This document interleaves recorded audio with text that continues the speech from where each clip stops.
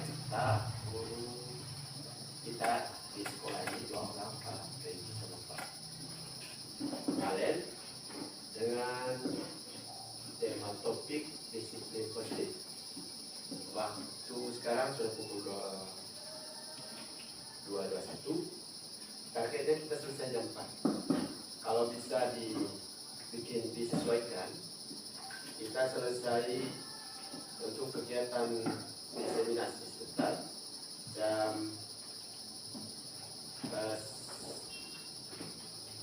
jam 13.10 atau jam 15.10. Sisanya adalah jam 4 agenda dari sekolah.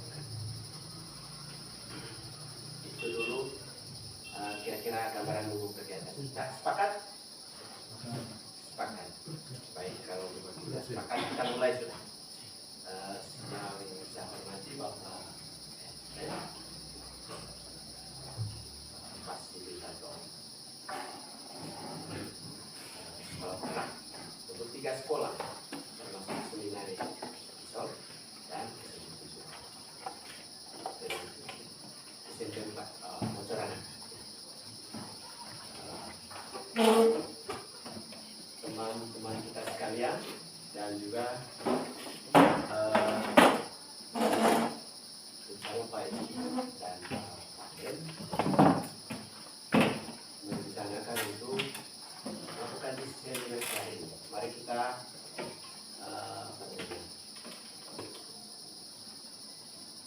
mendengar bersama diseminasi materi ini untuk peningkatan kualitas pembelajaran, kualitas layanan kita di sekolah ini.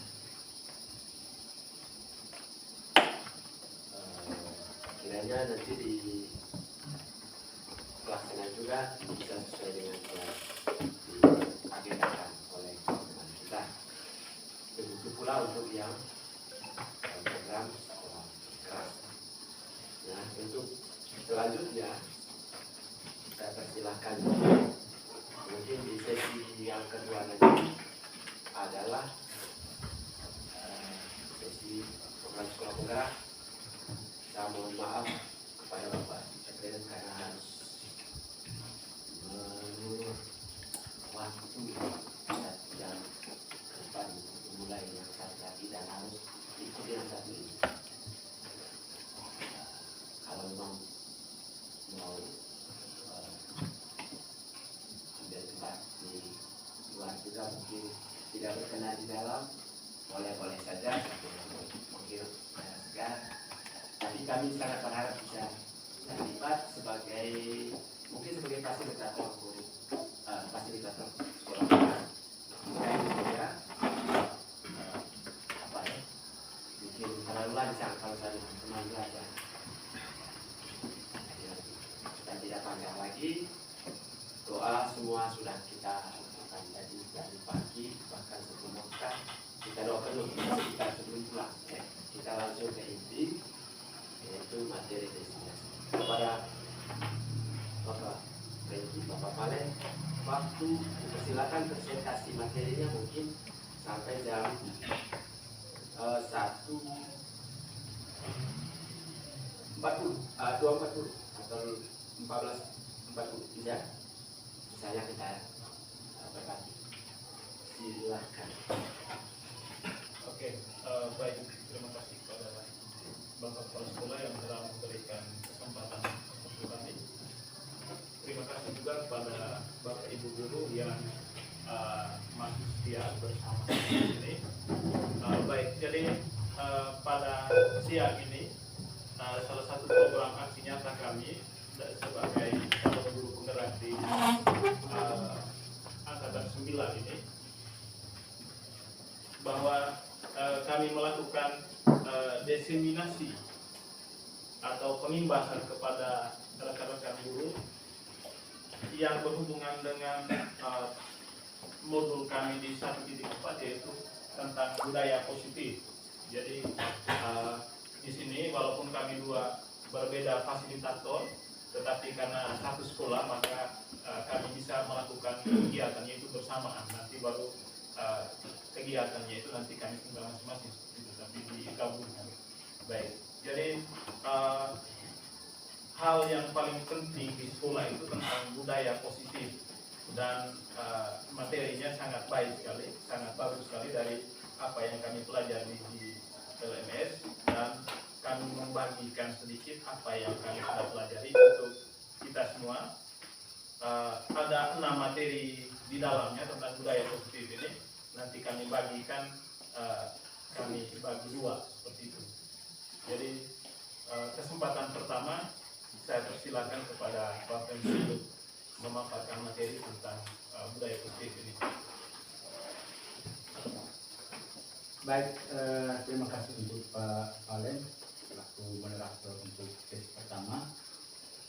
Selamat siang untuk Bapak Fasilitator KUSP dan Bapak Kepala Sekolah, Bapak Ibu Guru. Pertama-tama kami menyampaikan permohonan maaf. Mungkin karena dengan kegiatan ini akhirnya kita menyita waktu untuk aktivitas kita yang lain. Bapak Ibu, pada siang hari ini saya dengan Pak Valen ada, bukan ini tugas, memang tugas yang yang kami mau kerjakan di LMS khususnya di Gunung. Tapi kami berpikir bahwa hal ini adalah hal yang baik dan untuk kita terapkan di sekolah kita. Ini nanti kita bisa sinkronkan dengan program sekolah penggerak. Jadi sekali lagi saya menyampaikan permohonan maaf, mungkin akan menyita waktu kita semua. Bapak Ibu, saya langsung saja. Ini topiknya Bapak Ibu, diseminasi budaya positif. Sebelum kita ke sana Bapak Ibu, sebelum kita telusuri lebih jauh seperti apa budaya positif, apa-apa yang ada di dalam budaya positif ini, kira-kira mungkin dari kita semua ini ambil kata budayanya dulu. Budaya itu apa menurut kita? Kebiasaan. Mungkin ada yang lain. Jadi kebiasaan atau pembiasaan yang ada di sekolah kita, pembiasaan yang positif itu yang harus kita tanamkan, yang harus kita terapkan di sekolah kita hingga filosofi pendidikan Ki Hajar Dewantara itu dapat terwujud. Itu Bapak Ibu. Lalu yang berikut kita lanjut ke slide pertama. Dalam diseminasi ini Bapak Ibu, yang kami pikirkan pertama itu adalah visi sekolah dan visi guru. Visi sekolah dan visi guru. Visi sekolah kita itu adalah berprestasi baik di bidang akademik dan non-akademik melalui komunitas pelajar sepanjang hayat dan berwawasan global yang mengedepankan keunggulan budaya lokal. Dari visi sekolah ini Bapak Ibu, kami kemaskan menjadi visi guru.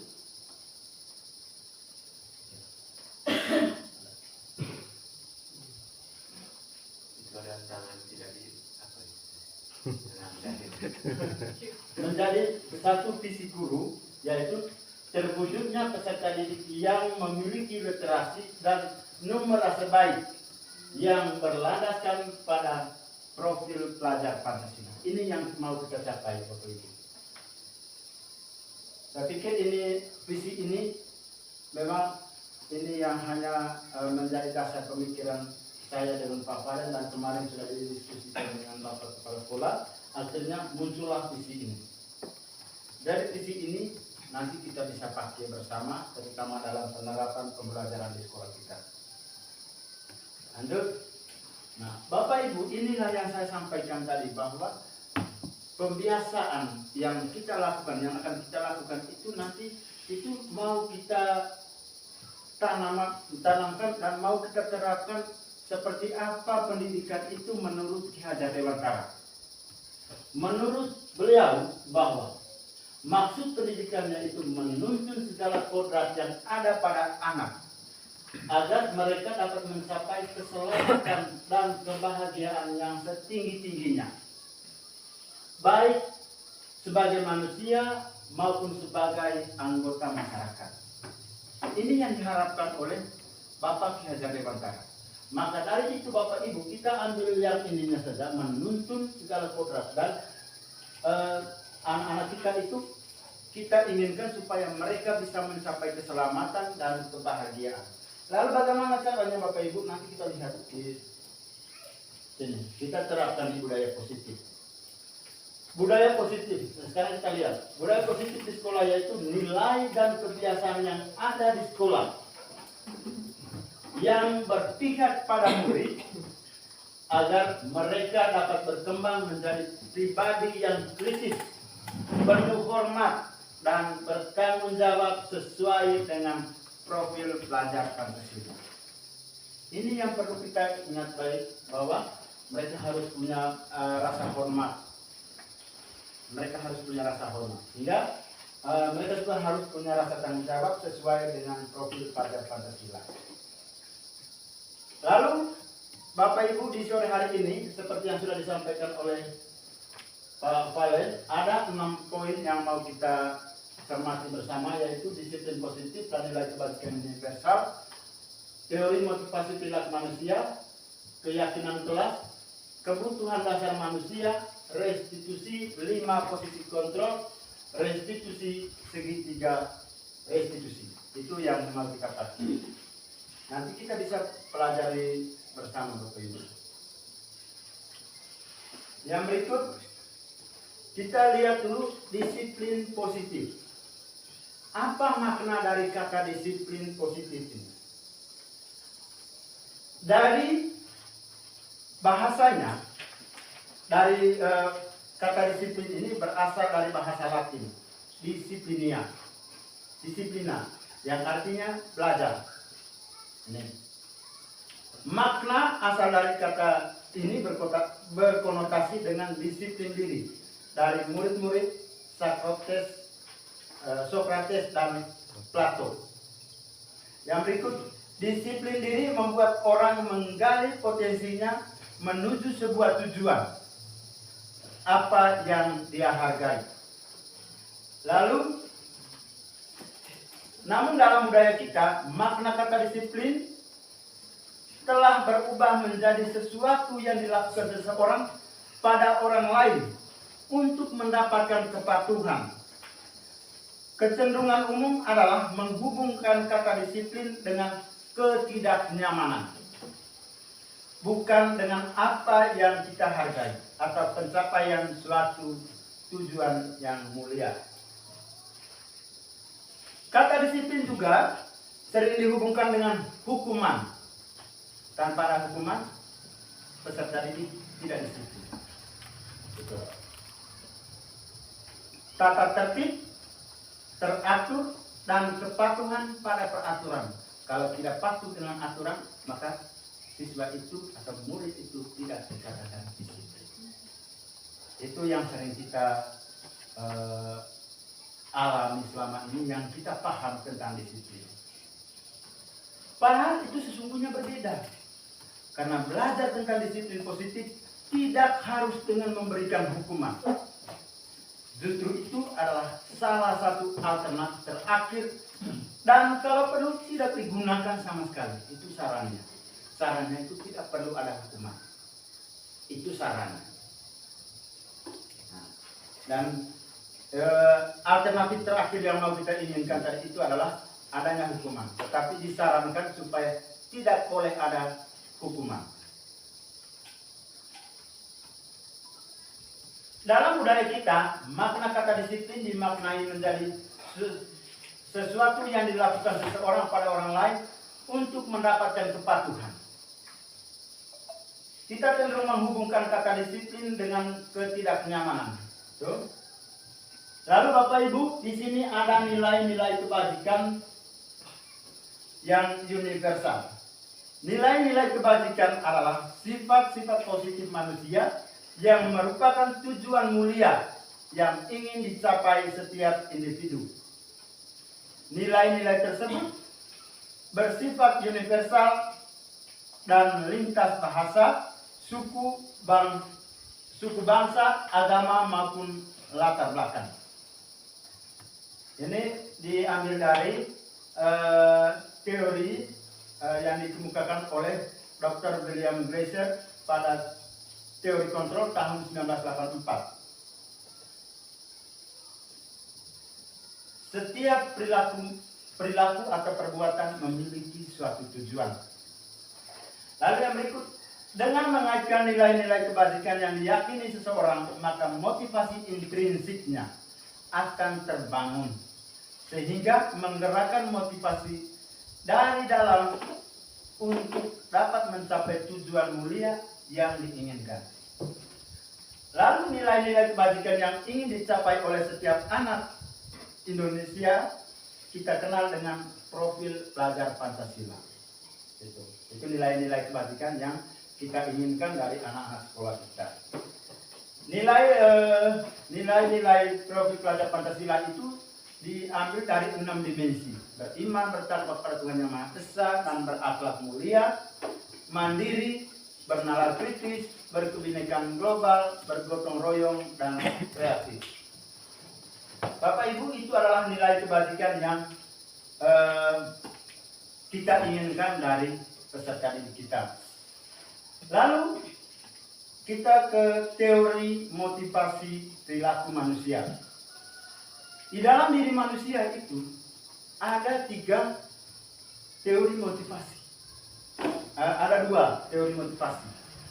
Tetapi dari 2 teori motivasi itu ada yang dia itu misalkan dia punya motivasi, misalkan dia takut untuk dihukum. Dia takut untuk dihukum, maka dia harus disiplin. Dia harus terapkan budaya. Budaya positifnya.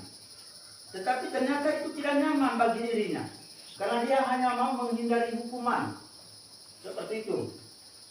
Jadi ini namanya motivasi eksternal. Kalau misalkan tidak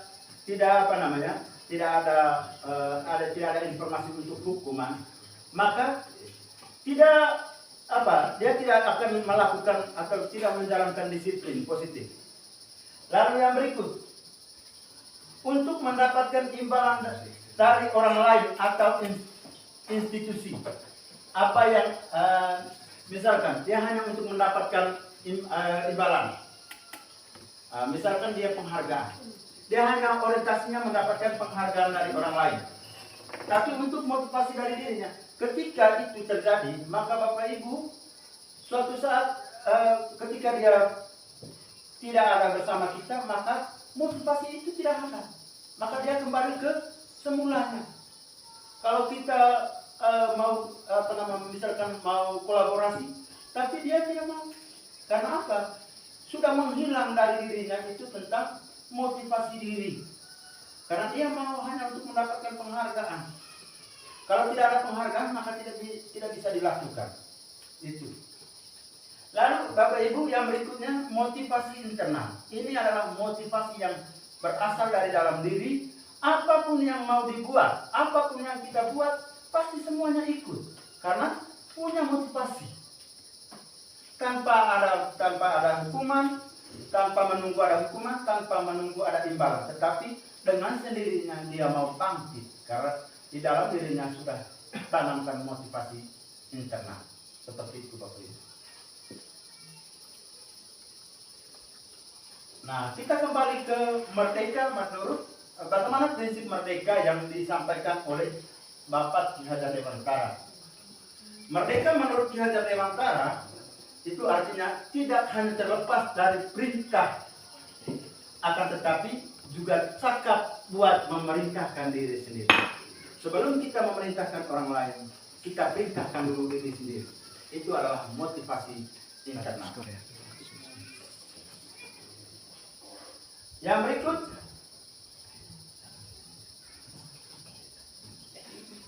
berikut, ada yang namanya restitusi. Apa itu restitusi? Restitusi adalah proses menciptakan kondisi bagi murid untuk memperbaiki kesalahan mereka, sehingga mereka bisa kembali pada kelompok mereka dengan karakter yang lebih kuat. Tidak membuat siswa itu menjadi salah. Kita ubah yang identitas gagal menuju identitas sukses. Seperti itu Bapak Ibu. Nanti semuanya ini akan disampaikan oleh Pak Palen. Restitusi juga merupakan proses kolaboratif yang mengajarkan murid untuk mencari solusi dari sebuah permasalahan mereka dan membantu murid berpikir tentang orang yang seperti apa yang mereka inginkan dan bagaimana mereka harus memperlakukan orang lain seperti itu. Itu adalah restitusi. Lalu yang berikut Bapak Ibu, 9 ciri restitusi. 9 ciri restitusi ini bisa baca dari belakang. Ada bukan untuk menebus kesalahan, namun untuk belajar dari kesalahan. Itu 9 cirinya. 9 ciri dari restitusi ini. Bukan untuk menebus sebuah kesalahan, tetapi untuk belajar dari kesalahan. Yang kedua, memperbaiki hubungan antara yang jadi korban dan pelakunya. Itu memperbaiki hubungan. Lalu yang berikut, tabaran, bukan paksaan. Di dalam restitusi ini Bapak Ibu, tidak ada unsur paksaan bahwa harus ikut seperti ini, tidak. Tetapi kita membuat tawaran. Mau tidak seperti itu. Lalu yang berikut Bapak Ibu, restitusi menuntut untuk melihat ke dalam diri. Apa yang terjadi di dalam diri? Apa yang dibuat? Kesalahan apa yang sudah dilakukan? Itu adalah ciri yang keempat dari restitusi. Yang kelima, restitusi mencari kebutuhan dasar yang mendasari tindakan. Apa alasan kamu melakukan seperti itu? Ada alasannya tidak? Jadi kita sebentar akan dijelaskan oleh Pak Valen. Kita tidak hanya sekedar untuk memberikan sebuah hukuman kepada orang lain atau membuat orang lain itu merasa bersalah. Tidak sekedar seperti itu, tapi kita mau ubah itu, mencari kira-kira apa alasannya kita melakukan ini. Nah. Lalu restitusi diri adalah cara yang paling baik. Yang ketujuh, restitusi fokus pada karakter, bukan tindakan. Makanya sebentar ada nilai-nilai keyakinan yang mungkin bisa disampaikan oleh Pak Valen. Yang berikut, restitusi fokus pada solusi. Fokus pada mencari solusi dari sebuah kesalahan. 9. Restitusi mengembalikan murid yang berbuat salah pada kelompoknya. Supaya siswa itu tidak jadi beban, maka kita harus kembalikan dia ke kelompoknya dengan cara menerapkan, nanti ada namanya segitiga restitusi.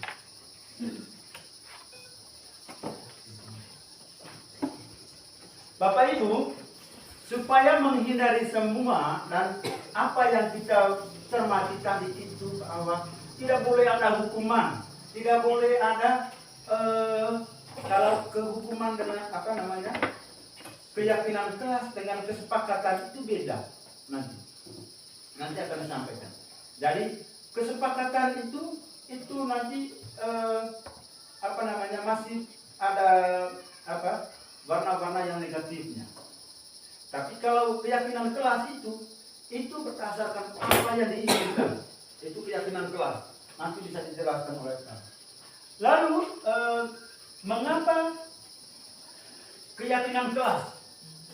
Mengapa tidak peraturan kelas saja? Nah, sekarang Bapak Ibu, kita kembali dulu. Kira-kira apa ada perbedaan antara karena sudah nanti kiranya dikembangkan di yang tadi supaya pas semua data. Ya kalau kemudian cari poin-poin pentingnya. yang berikut kita ke keyakinan kelas. Ini keyakinan kelas ini ada mengapa kita memiliki peraturan tentang penggunaan helm pada saat mengendarai sepeda motor. Nanti ini direfleksikan. Lalu mengapa kita memiliki peraturan tentang penggunaan masker dan mencuci tangan setiap saat. Ini perbedaan peraturan dan keyakinan kelas. Nanti bisa dicermati saja yang peraturan dan yang keyakinan kelas. Ada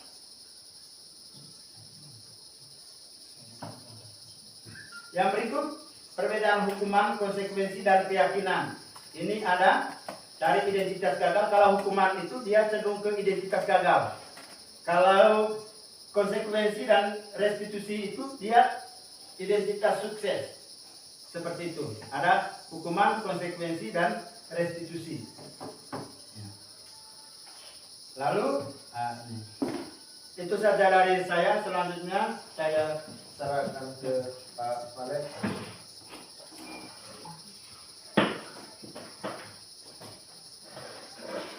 Semua? Oke. Ada satu game. Game itu bumi itu bulat.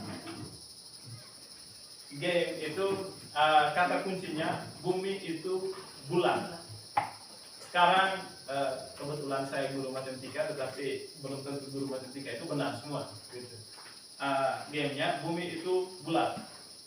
Pertanyaannya 91 tambah 2 berapa hasilnya?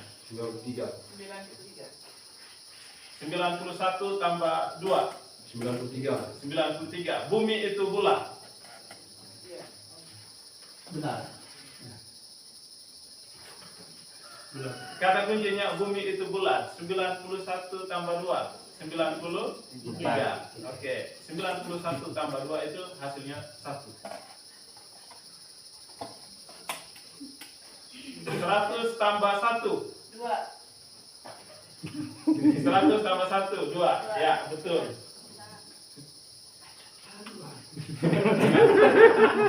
Oke, bumi itu bulat. Di angka 91 tambah 2 itu hanya ada 1 nol. Bumi itu bulat. Kita ambil nolnya itu.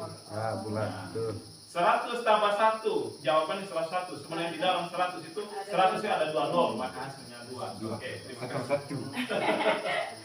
Oke, baik. Kita lanjut. Bumi itu bulat. Iya. Kita perhatikan yang nolnya saja. Bulat duanya kasih keluar Ibu. Oke, Lagi kita lanjut dulu di materi yang berikut tentang kebutuhan dasar manusia. Baik, dalam kebutuhan dasar manusia, di sini untuk membangun budaya sekolah yang positif, lingkungan yang aman, nyaman untuk peserta didik, itu salah satunya kita dulu harus memahami kebutuhan dasar manusia ini. Jadi kalau kita mau supaya siswa kita punya itu aman, nyaman, kita juga akrab dengan siswa di sekolah, seperti itu, anak-anak sepertinya tidak dikejar oleh guru, mereka tidak pembangkang, maka yang paling pertama kita harus mengerti dulu apa saja kebutuhan dasar mereka, apa yang belum terpenuhi. Dari kebutuhan dasar ini menurut Dr. William Glasser ada 5 kebutuhan dasar manusia. Ada 5 kebutuhan dasar manusia, yaitu yang pertama yang di tengah ini kebutuhan bertahan hidup. Itu yang paling pertama. Lalu yang kedua, kebutuhan untuk merasa diterima. Kebutuhan untuk merasa diterima. Yang ketiga, kebutuhan untuk kebutuhan akan kebebasan. Kebutuhan akan kebebasan. Lalu yang keempat, kebutuhan akan kesenangan dan kebutuhan akan penguasaan. Jadi kembali lagi tadi itu, budaya positif itu akan berjalan dengan baik, aman atau tidak lingkungan sekolah, maka yang pertama kembali lagi ke kita guru, kita harus memahami dulu apa kebutuhan dasar mereka. Saya rasa dengan memahami kebutuhan dasar mereka, kita bertanya tentang apa, itu dengan sendirinya bahwa akan tercipta lingkungan yang positif. Dari kelima kebutuhan dasar ini, kebutuhan yang pertama, kebutuhan bertahan hidup itu kebutuhan yang bersifat fisiologis. Kebutuhan yang bersifat fisiologis. Kebutuhan bertahan hidup itu berupa kesehatan, makanan, dan sebagainya yang berhubungan dengan itu. Apabila kita memahami itu, pernahkah tidak ketika anak-anak kita datang lalu tidak ceria begitu, kita tanya. Kalau saya sering tanya pagi, makan atau tidak tadi pagi? Ada anak-anak yang jawab tidak makan. Itu salah satu hal yang bagaimana kita harus mengerti dulu. Dia bisa terima pembelajaran apabila dia itu dalam keadaan kenyang, seperti itu. Jadi itu kebutuhan bertahan hidup, lalu kebutuhan akan kasih sayang dan rasa diterima. Ada anak-anak kita membuat sesuatu itu sebenarnya dia ingin supaya dia mendapat kasih sayang. Apalagi anak-anak kita punya banyak yang tinggal bukan dengan orang tuanya. Banyak anak-anak kita yang punya rasa kasih sayangnya itu kurang karena kita perlu kasih sayang dan merasa diterima. Lalu kebutuhan penguasaan, lalu kebutuhan akan pilihan, dan yang terakhir itu kebutuhan untuk merasa senang. Mereka juga punya rasa untuk senang di sekolah. Jangan sampai ada celah atau ada dinding pembatas seperti itu. Itu tentang kebutuhan dasar, sementara baru berkembang di dialog kita. Lalu yang berikut tentang 5 posisi kontrol seorang guru. Posisi kontrol. Dalam penerapan disiplin positif restitusi yang sudah dijelaskan Pak French itu, salah satu program yang dikembangkan itu adalah 5 posisi kontrol.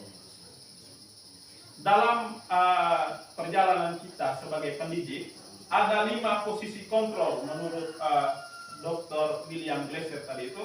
Yang pertama itu posisi penghukum. Yang pertama, kita guru itu posisi penghukum. Lalu yang kedua, posisi pembuat merasa bersalah. Lalu yang ketiga, posisi sebagai teman, guru, posisi sebagai teman. Lalu yang keempat, posisi pemantau atau monitor.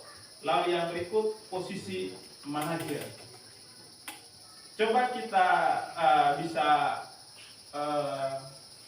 refleksi sedikit dari 5 posisi kontrol ini.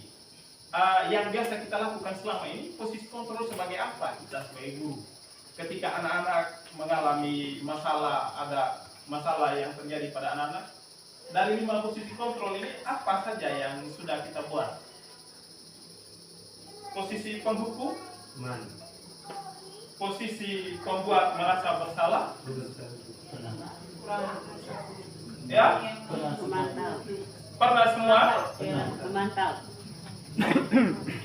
Yang paling banyak kita lakukan, Penghukum.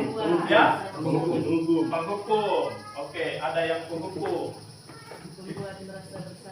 Membuat merasa bersalah. Oke, baik. Dalam keseharian kita itu terkadang kita berada di penghukum salah, kita tidak cari tidak cari solusi tapi menghukum seperti itu dan sebagainya. Ada yang terkadang jadi teman, panggil, main koin deh, itu teman. Lalu ada yang membuat dia merasa bersalah, dia sudah bersalah, kita buat dia lagi tambah merasa dia salah sekali seperti itu. Lalu ada yang jadi manajer itu kita memberikan solusi. Sekarang dari 5 posisi kontrol yang ada ini, saya juga baca begitu tidak bisa. Dari 5 posisi kontrol, itu yang pertama, posisi penghukum dan pembuat orang merasa bersalah itu identitas gagal. Kita guru gagal. Itu menurut Dr. William Glasser. Lalu identitas yang berikutnya itu teman dan pemantau. Itu identitas berhasil atau sukses. Lalu yang berikut jadi manajer, itu identitas berhasil atau sukses. Tapi di sini ada 4 posisi kontrol tadi itu. Yang pertama penghukum, pembuat merasa bersalah, teman dan pemantau itu merupakan motivasi dari luar atau kontrol dari luar. Sedangkan dari dalam itu manajer. Sebagai manajer itu menimbulkan anak itu sadar. Jadi dia tanpa dikontrol oleh guru, tanpa dilihat oleh guru, dia sadar sendiri. Contohnya disiplin atau setel dalam. Banyak anak-anak kita itu belum sadar dari dalam, karena melihat guru dulu baru mereka setel dalam atau hadir tempat waktu. Jadi di sini ada beberapa posisi penghukum itu guru menghardik, menunjuk-nunjuk, menyakiti, menyindir, itu posisi menghukum. Lalu posisi membuat merasa bersalah itu berceramah, mengatakan seharusnya kamu begini, saya kecewa sekali dengan kamu. Nah, itu pembuat merasa bersalah. Saya kecewa sekali. Kenapa kamu tidak pernah berubah? Kita sering ngomong gitu. Itu kita di posisi pembuat merasa bersalah. Lalu posisi teman, membuatkan alasan-alasan untuk muridnya. Seperti itu.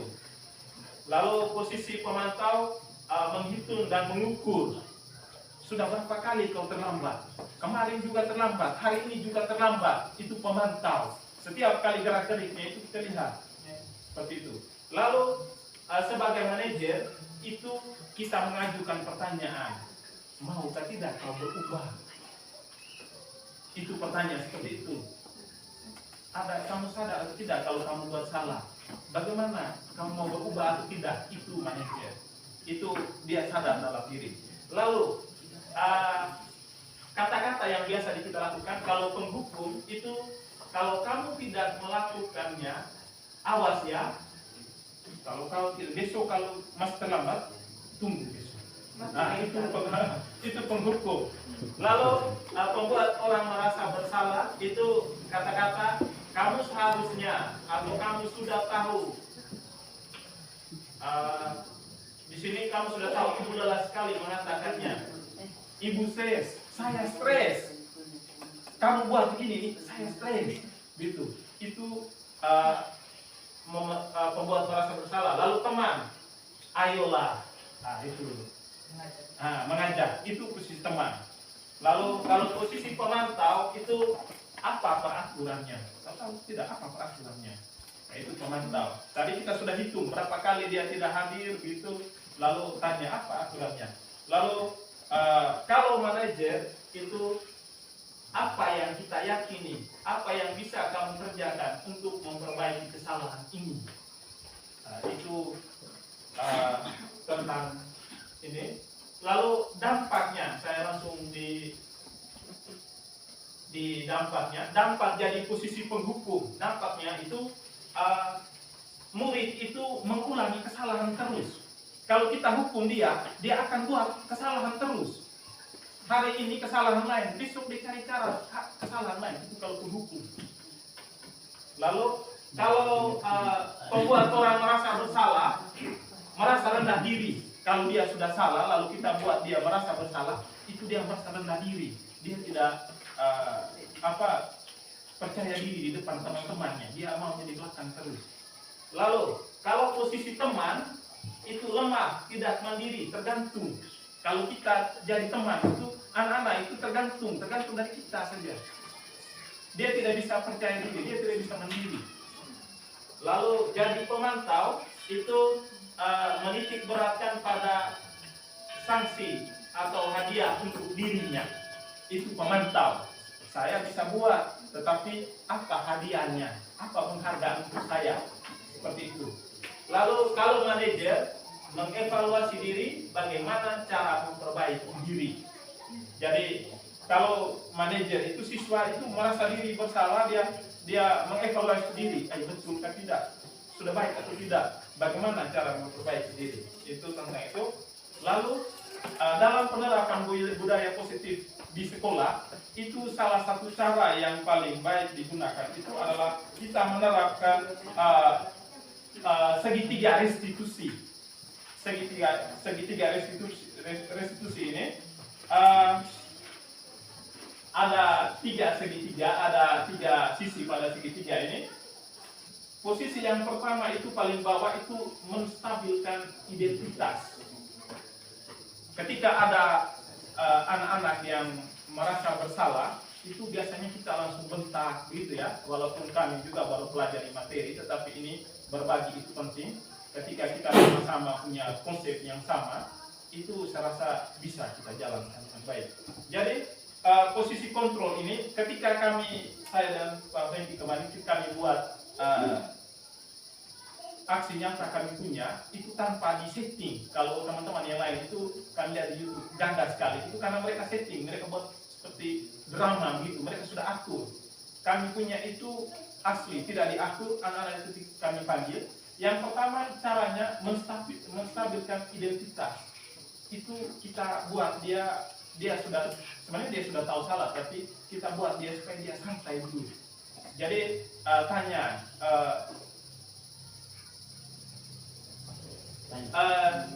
setiap orang pasti pernah melakukan kesalahan. Jadi kita tanya, kenapa kamu kesini terlambat? Ya, semua orang dia pasti terlambat. Seperti saya juga pernah terlambat. Itu kita sebagai guru. Kita buat dia supaya dia santai. Lalu posisi yang kedua itu validasi tindakan yang salah. Lalu kita tanya kenapa kamu melakukan ini dan sebagainya. Posisi yang ketiga itu nilai-nilai atau keyakinan. Tadi kita sudah bicara tentang keyakinan kelas ini. Kembali lagi bahwa kita perlu buat keyakinan kelas seperti itu. Setiap kelas ada keyakinan atau kesepakatan kelas, sehingga ketika anak-anak contohnya dia terlambat mengikuti les, maka kita panggil dia menerapkan segitiga restitusi ini dan menanyakan keyakinan apa yang sudah kita sepakati di dalam kelas. Otomatis dia akan mengatakan begini, contohnya jangan sampai terlambat atau disiplin masuk kelas. Dengan sendirinya itu maka dia sadar diri dan akan berubah. Jadi itu adalah segitiga restitusi yang mana nanti kita sama-sama belajar lagi. Setelah ini kita belajar sama-sama lagi, karena ini dampaknya bagus sekali terhadap anak. Dia akan sadar diri nanti. Jadi materinya sampai di situ, kurang dan lebihnya kami kembali. Sekian dan terima kasih. Baik, terima kasih. Mari kita berikan aplaus kepada Pak Eki dan Pak Valeri yang sudah membagikan pengetahuan mereka di program progresnya. Kemudian lain-lainnya juga adalah guru BK. Silakan. Waktu selebar-lebarnya. Baik, terima kasih. Silakan. Saya menjelaskan tadi menambah kawan saya. Yang paling penting soal Tambahannya di mana, Pak? Tambahannya di mana? tambahannya adalah soal apa tadi? Keyakinan kelas. Kalau keyakinan kelas ini saat berdasarkan pengalaman. Saya sudah semua kelas itu sudah saya buat. Hanya saya punya bahasanya. Saya belum terlalu kenal soal keyakinan, saya bikin kesepakatan kelas. Ya, itu yang saya lakukan. Dan memang ada beberapa hal yang saya lakukan itu bersifat paksa. Dan depan tidak pernah lagi karena tadi saya bilang dia kemudian kalimat di dalamnya juga tidak bersifat khusus, tidak bersifat universal, sehingga seorang mahasiswa, tapi dalam berjalannya selama ini memang ada tingkat yang lebih baik dari mereka.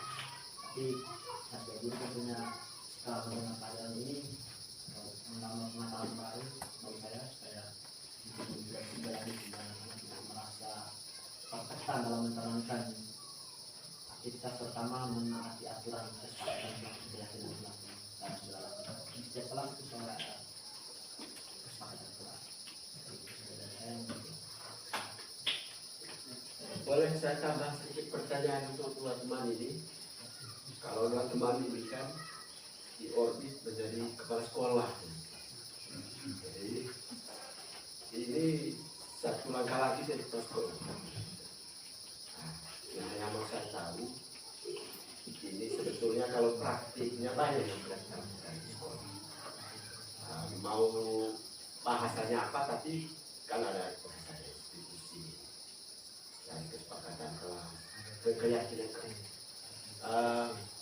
Kalau teman guru penggerak, ada tidak rencana aksi nyatanya di beberapa program yang misalnya target jangka waktu sampai bulan sekian bisa dilaporkan. Oh, ini hasil dari ini dari disiplin positif. Misalnya kita dampingi teman-teman, pastikan mereka terapkan tidak disiplin positif. Salah satunya adalah keyakinan kelas. Lalu kira-kira target kapan dilaporkan, bagaimana penerapannya, dievaluasi kapan, ada tidak program seperti itu?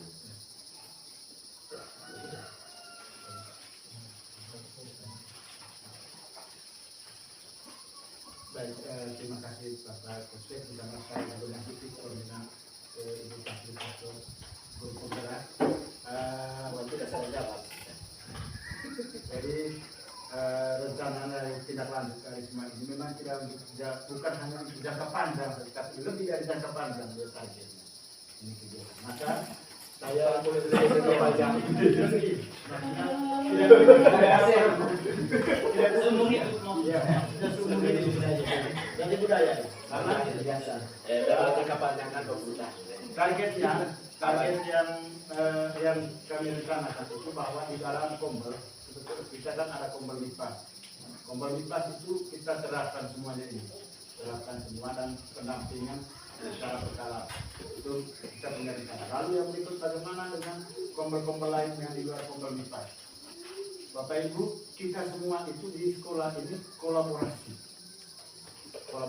Saya sudah lihat bahwa ada Kombel BK yang mana di dalamnya itu koordinatornya adalah Pak Andi Jiri selaku guru BK dan anggotanya itu adalah wali kelas. Nanti kita sama-sama kolaborasi untuk membentuk sebuah keyakinan kelas, yang mana keyakinan kelas itu akan menjadi nilai positif. Kalau misalkan tadi itu yang dibuat oleh Pak Andi adalah kesepakatan, itu masih ada unsur paksaan di sana. Tapi kalau keyakinan kelas itu adalah nilai-nilai positif yang dimiliki, itu yang mau kita ambil dari kegiatan itu. Sehingga Bapak Ibu, ini sudah ditargetkan bahwa harus dilaksanakan. Kami targetkan di Bukit, mungkin minggu depan kami sudah kolaborasi dengan Kombel BK untuk membentuk melaksanakan sebuah keyakinan kelas, dan itu nanti akan ada laporannya ke sekolah misalnya keyakinan itu yang kita rencanakan. Mungkin ada tambahan dari jadi tentang keyakinan kelas ini kami sudah rencanakan untuk sama-sama dengan guru BK, kebetulan guru BK dan wali kelas untuk sama-sama satu kali membuat keyakinan kelas supaya semua kelas itu sama keyakinan seperti itu, supaya bisa semuanya dijalankan, ditempelkan di kelas supaya siswa tahu bahwa ada keyakinan kelas, tetapi melibatkan siswa untuk membuat keyakinan kelas itu, sehingga setiap kali kita melakukan budaya positif itu patokannya kita di kelas keyakinan kelas yang ada itu. Dan dalam minggu depan ini sudah kami koordinasi dengan guru kelas dan wali kelas untuk bisa membentuk keyakinan kelas.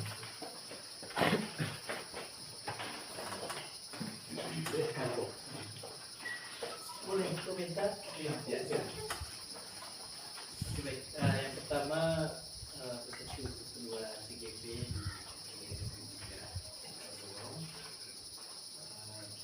ini saya pikir variabel yang baru sebenarnya, termasuk saya, karena di sekolah bergerak belum membahas variabel tentang ini. Mungkin di bulan ini baru mendalami tentang ini. Menurut saya menarik ini. Salah satu upaya untuk mengoptimalkan peran guru sebagai fasilitator. Jadi memang kalau mengacu dari instrumen PO yang sudah dilaksanakan dari tahun pertama, ya memang kondisi ideal itu guru harus menjadi fasilitator. Jadi seperti itu. Kemudian di sini tadi itu juga saya merasa asing dengan istilah restitusi. Jadi saya minta bantuannya PKC restitusi itu apa ya artinya? Ternyata diadaptasi dari istilah hukum gitu ya. Jadi istilah hukum itu semacam pemberian kembali, semacam ganti rugi ya. Kalau orang mau bilang PK gitu. Nah, tapi di pendidikan itu dia definisinya itu lebih halus lagi. Jadi sama sekali tidak ada konotasi negatif di dalam, betul hal positif. Suatu upaya untuk memfasilitasi peserta didik itu menemukan sendiri solusi dari masalah yang dihadapi. Seperti itu ya. menurut saya ya, mungkin untuk memahami itu cukup mudah buat kita. Coba Bapak Ibu guru refleksi pengalaman, misalnya ada yang terlambat masuk kelas, atau yang berpikir nih ada yang terlambat masuk sekolah. Kalau pengalaman saya di akreditasi dan lain sebagainya, masih banyak tuh guru yang terlambat, siswanya langsung disubit, langsung dihantam pakai ini dan lain sebagainya ya. Ini antitesisnya itu, dan menghindari itu semua. Jadi ada pergolakan secara personal menurut saya, karena kan berkaitan dengan karakter guru. Ada karakter yang dekat dengan mereka itu cukup kok. Secara cukup itu kan bahkan hukumannya beragam. Nah sehingga begini, kebetulan ada dua teman kita yang sudah punya pengalaman dari segi teori dan harapannya sudah ada praktek yang pernah dibuat. Mungkin itu yang perlu di-share juga, contoh khusus misalnya, kemudian salah satu langkah restitusi yang bisa dilakukan itu seperti itu, bisa menjadi gambar. Karena saya yakin, tidak tahu kalau di SMP 3 pengalaman di SMP SD yang saya kunjungi masih banyak guru yang menggunakan hukuman fisik dampak dari ketidakdisiplinan, terlambat tidak mengerjakan tugas, terlambat datang ke sekolah, terlambat masuk kelas. Dan harus diakui soal disiplin ini kan bukan hanya soal keyakinan kelas gitu ya. Bahkan di komunitas belajar dalam sekolah itu juga harus dipertimbangkan untuk semua kondisi ideal yang diharapkan oleh sekolah, bukan hanya di dalam kelas, termasuk di luar kelas, kegiatan ekstrakurikuler, kokurikuler, proyek, begitu pun kegiatan ekstrakurikuler yang namanya keyakinan, tapi itu berkaitan dengan keyakinan. Mungkin ini semacam apa ya,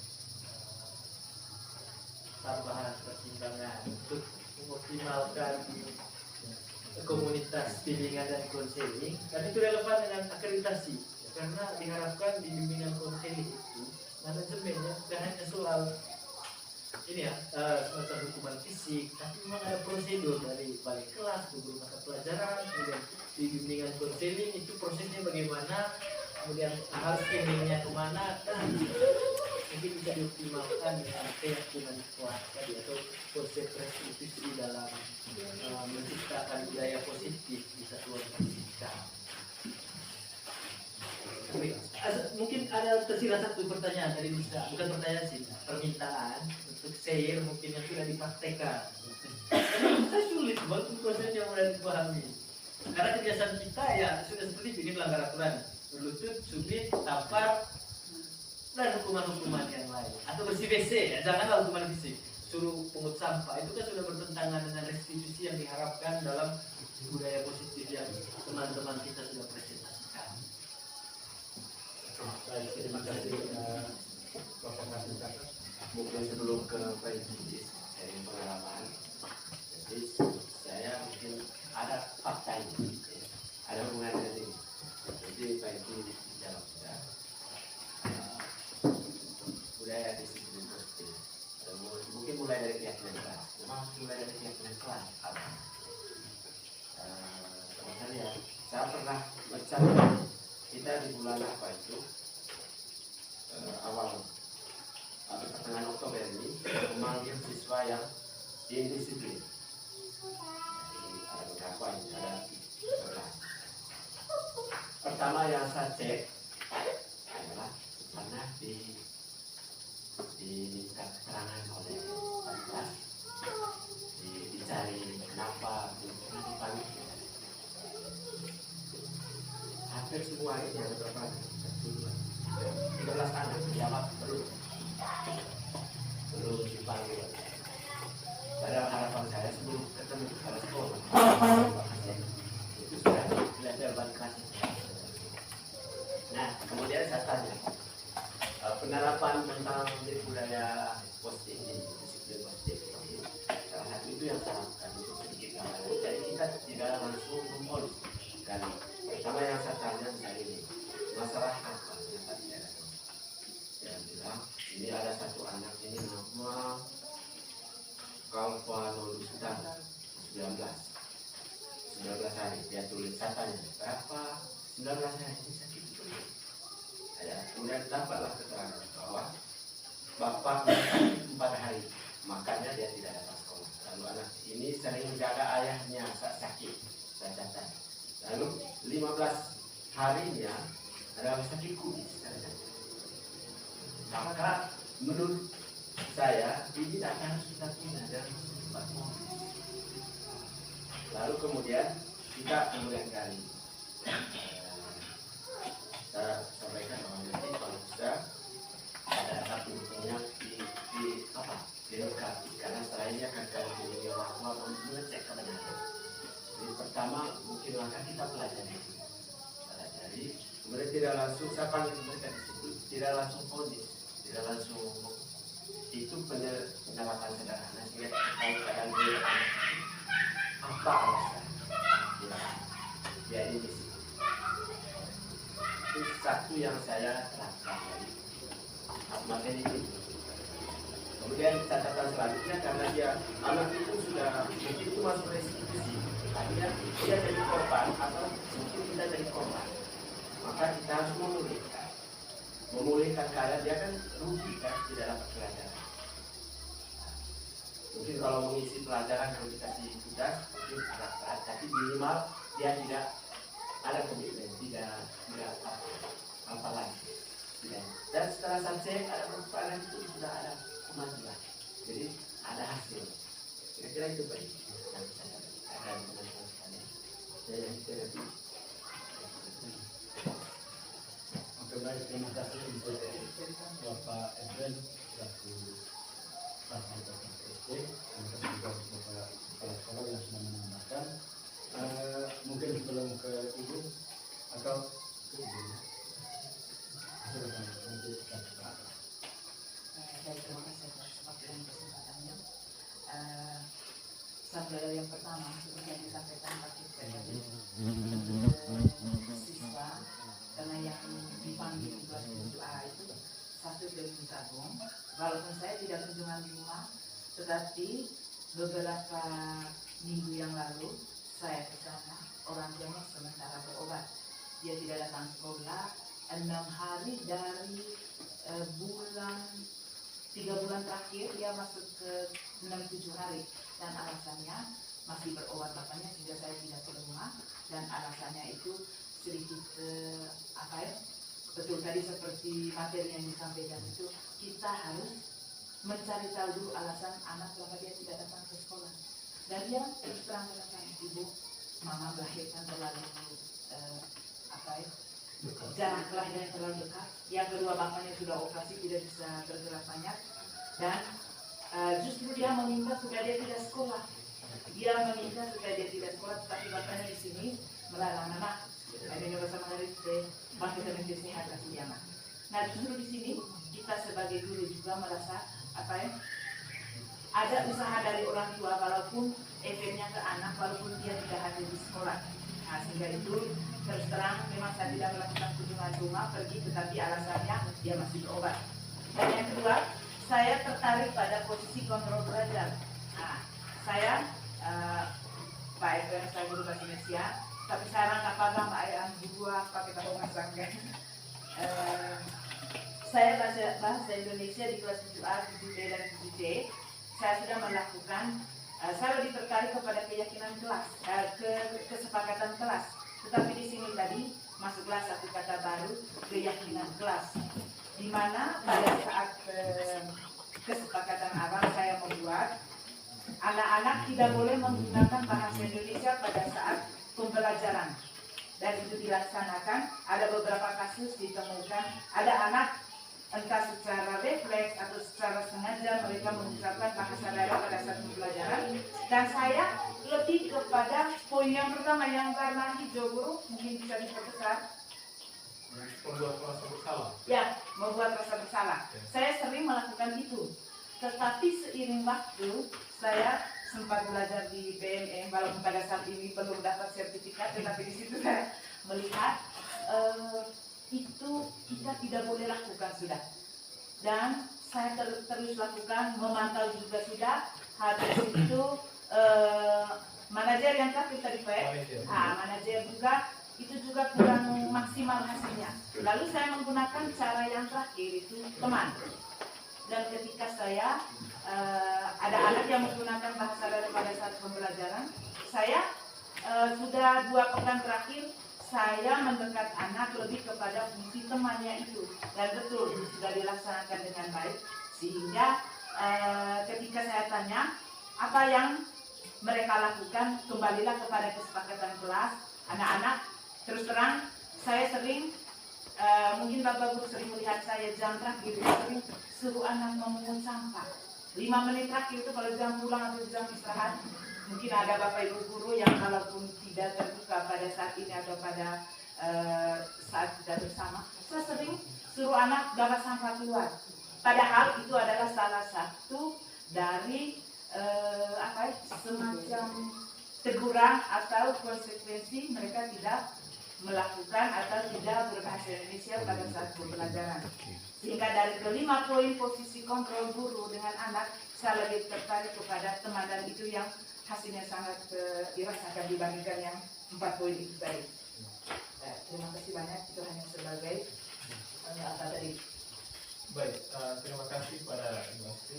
Ya, jadi baik, dari materi yang kami pelajari ini bahwa ditekankan kepada kita dulu bahwa dalam menjalankan tugas kita itu kita harus berada pada posisi kontrol yang kelima, yaitu manajer. Karena itu di posisi manajer ini itu dia yang tumbuh itu adalah dari dalam dirinya, bukan dari luarnya. Seperti itu. Sedangkan untuk bisa juga kalau kita tidak berhasil di manajer, maka kita kembali ke posisi pemantau dan teman untuk mengantarkan mereka supaya kita bisa masuk ke posisi manajer tadi itu. Lalu dalam kegiatan dalam memecahkan kasus dengan segitiga restitusi itu kita harus berada pada posisi manajer tadi itu. Dalam posisi segitiga restitusi itu yang pertama menstabilkan identitas.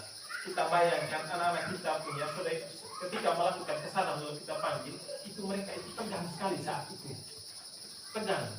Lalu kita langsung tanya pada intinya itu anak itu kaku. Maka yang paling pertama kita caranya menstabilkan identitas. Kita buat supaya dia santai dulu, dia tidak tegang gitu. Lalu